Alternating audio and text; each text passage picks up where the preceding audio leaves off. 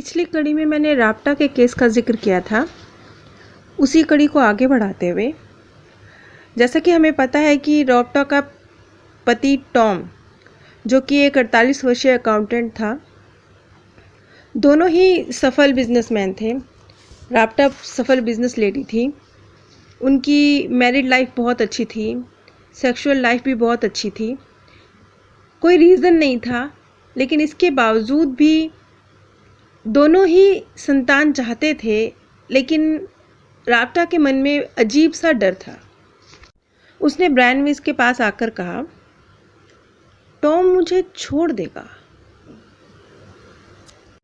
Tom उसका पति, जो उसे बहुत प्यार करता है, जो कह चुका है कि राप्टा तो उसके जीवन का मकसद है, उसके जीने की वजह है, उस पर वो शक करती है कि वो तो मुझे छोड़ देगा, जबकि इसका कोई रीज़न नहीं है। ब्रायन वीस का सवाल था, तुम्हें ऐसा क्यों लगता है? इस पर उसका जवाब था, ऐसा कुछ भी नहीं हुआ, बस मुझे पता है। प्रैक्टिकली कुछ भी ऐसा नहीं हुआ है जिसकी वजह से राप्टा ये सोचे कि टॉम उसे छोड़ देगा, लेकिन फिर भी उसके मन में एक बेवजह का डर है जिसकी कोई रीज़न दिखाई नहीं देता। क्या इस तरह की कोई घटना घटी है? नहीं। शायद ये मेरी कल्पना है या भ्रम है, लेकिन ये मुझे बिल्कुल सच्चा लगता है और इसी वजह से मैं बहुत डरने लगी हूँ। मेरी रातों की नींद उड़ गई है। मैं बस हर वक्त इसी बारे में सोचती रहती हूँ कि टॉम मुझे छोड़ देगा। लेकिन टॉम कहता है कि मैं बेवकूफ़ों जैसी बातें कर रही हूँ, और इसलिए अब मैंने उससे इस विषय में बात करना छोड़ दिया है, क्योंकि अगर मैं बार बार उससे यही पूछूंगी तो वो ये समझेगा कि मैं पागल हो गई हूँ, और कहीं वो ये समझकर मुझे सचमुच ही ना छोड़ दे। मतलब एक अपने ही विचारों के लूप में फंसी हुई है राप्टा। उसके विचारों का संबंध वास्तविकता से बिल्कुल टूट चुका है। वो कल्पना की दुनिया में रहती है, और कल्पना की दुनिया का जो टॉम है वो उससे ऐसे पेश आता है जैसे वो उसे छोड़ देगा। हकीकत का नहीं, उसकी कल्पनाओं का टॉम। और जब राप्टा ये सोचती है कि सचमुच एक दिन टॉम उसे छोड़ देगा, तो वो कल्पना उसे इतनी ज़्यादा रियल लगती है कि उस वक्त अगर टॉम भी उसके करीब आता है तो वो टॉम को धक्का मार देती है और फिर उसे कस के पकड़ लेती है, ऐसे जैसे कि वो अपने ही विचारों के लूप में इतनी ज़्यादा फंसी हुई है। कभी उसे लगता है कि टॉम उसे छोड़ देगा तो वो गुस्से में उसे धक्का मार देती है, और कभी उसे लगता है कि नहीं, टॉम उसे ना छोड़ दे, तो वो उसे कस के पकड़ लेती है। ये कुछ नहीं है, ये उसी के विचार हैं बुने हुए। हकीकत में कहीं कुछ नहीं हो रहा है। टॉम मुझसे कहता है कि मुझे उस पर विश्वास करना चाहिए, उसके प्रेम पर, हमारे रिश्ते पर विश्वास करना चाहिए, निश्चिंत रहना चाहिए, लेकिन मैं ऐसा नहीं कर पाती हूँ। और जब तुम टॉम को इस बारे में बताती हो कि तुम ऐसा करना चाहती हो लेकिन कर नहीं पाती हो, तो टॉम का रिएक्शन कैसा होता है? वो कुछ भी नहीं कहता, लेकिन उसकी खामोशी तो मुझे सबसे ज़्यादा आखरती है। हालांकि राप्टा अपने आप को बहुत मजबूत बना के ब्रायन वीस के सामने पेश कर रही थी, लेकिन इसके बावजूद ब्रायन वीस जो वो कितनी टूटी हुई है उसे समझ सकते थे, देख सकते थे। वो कितनी भावुक है वो इस चीज़ को समझ सकते थे। जबकि ऊपरी तौर पर राप्टा कह रही है कि टॉम बहुत अच्छा इंसान है, वो मेरी खुशी में खुश होता है, मेरे दुख में दुखी होता है, वो मुझे संभालता है, लेकिन फिर भी मेरे जहन से ये ख्याल नहीं जाता। शायद उसे भी गुस्सा आता है, लेकिन वो जाहिर नहीं करता। ज़्यादातर तो इस तरह के वक्त में वो मेरे मूड को चेंज करने की कोशिश करता है, मेरी हरकतों को हंसी मजाक में उड़ाता है, जैसे वो जानता हो कि ये मेरी भावनात्मक कमज़ोरी है। टॉम ने बताया कि तुम दोनों को संतान प्राप्ति में दिक्कत आ रही है। इस पर राप्टा के चेहरे पर दुख उमड़ आया और उसने कहा, हाँ। तुमने किसी डॉक्टर को दिखाया? हाँ बिल्कुल, लेकिन हम दोनों में किसी तरह की कोई समस्या नहीं है। इन विट्रो फर्टिलाइजेशन के बारे में तुम्हारा क्या ख्याल है? यहाँ ब्रायन वीस ने उसे किराए की कोख की सलाह दी। हाँ, हम इस विषय में सोचेंगे, लेकिन जब तक डॉक्टर बिल्कुल हाथ ना खड़े कर दे, ये ना कहे कि अब कोई चारा बचा ही नहीं है, तब। बच्चा गोद लेने के बारे में तुम्हारा क्या ख्याल है? ये तो बिल्कुल अंतिम उपाय है। मैं टॉम से ही बच्चा चाहती हूँ। और वो तुम्हारा बच्चा? बिल्कुल, वो मुझसे ही बच्चा चाहता है। तुम दोनों की सेक्स लाइफ अच्छी है? हाँ, ज़बरदस्त है। तुम दोनों की मैरिड लाइफ अच्छी है, तुम दोनों की सेक्स लाइफ अच्छी है, तुम दोनों ही बच्चा चाहते हो। वो तुमसे बहुत प्यार भी करता है, तुम्हें अपने जीने की वजह बताता है। इतना सब होने पर भी तुम्हें टॉम पर भरोसा नहीं है। इसकी वजह क्या है? मेरा डर, उसने मरी हुई आवाज में कहा। किस बात का डर? मुझे छोड़ दिए जाने का डर। और वो रोने लगी। मेरे लिए इससे ज़्यादा डरावना कोई एहसास नहीं है कि टॉम मुझे छोड़ देगा।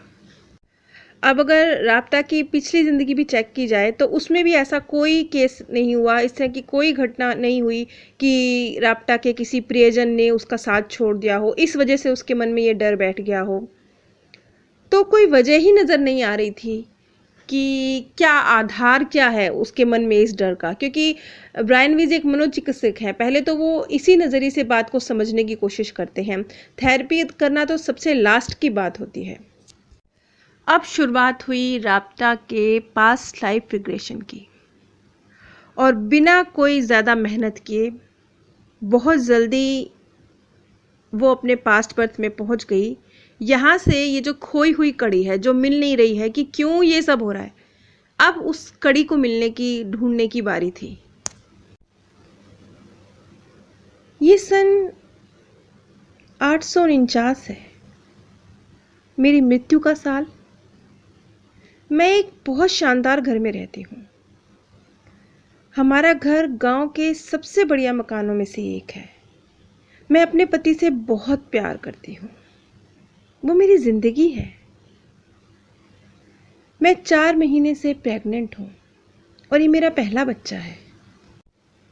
मेरी प्रेगनेंसी बहुत मुश्किलों से भरी है, इसलिए मैं अक्सर बीमार रहती हूँ। मेरे लिए कोई भी काम करना मुश्किल है।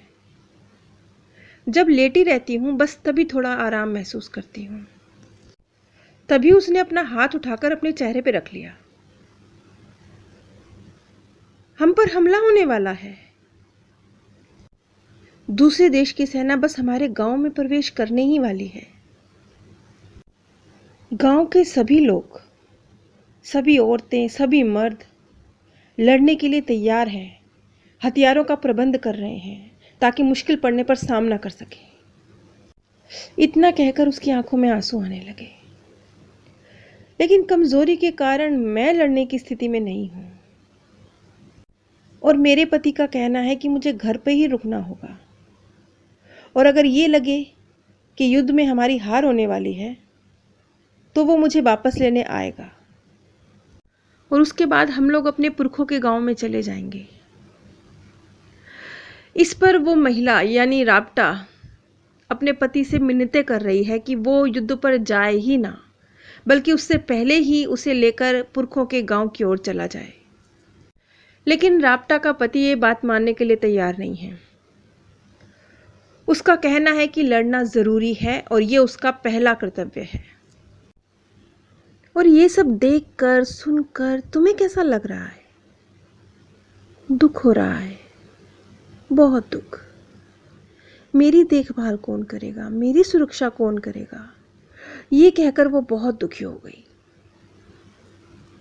इसके बाद उसने तेज तेज और भारी भारी सांसें लेना शुरू कर दिया,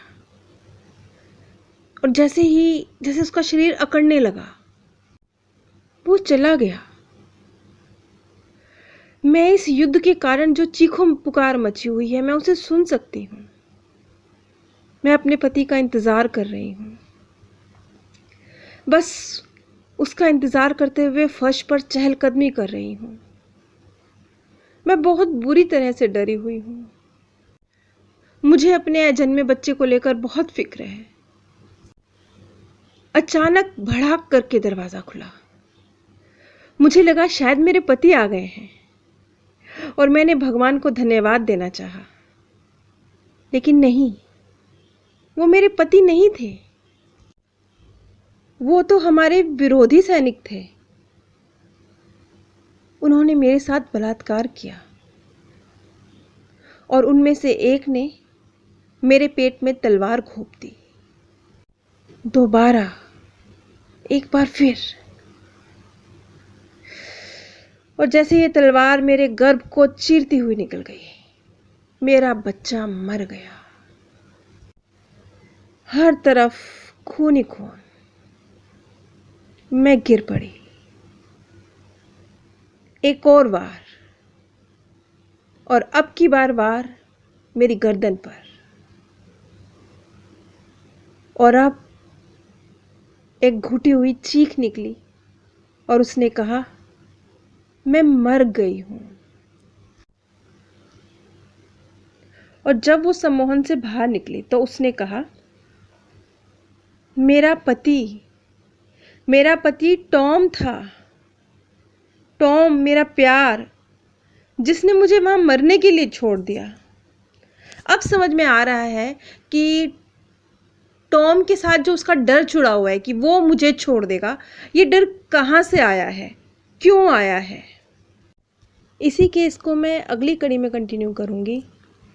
नीचे डिस्क्रिप्शन बॉक्स में मैंने आप सभी के साथ अमेज़ॉन का लिंक शेयर किया है। अगर आप इस लिंक के माध्यम से कुछ भी परचेज़ करते हैं तो बिना कोई आर्थिक नुकसान उठाए भी आप इस ज्ञान के प्रसार में सहयोग दे सकते हैं। लाखों लोगों के मनों से निकलती दुआओं के हकदार बन सकते हैं।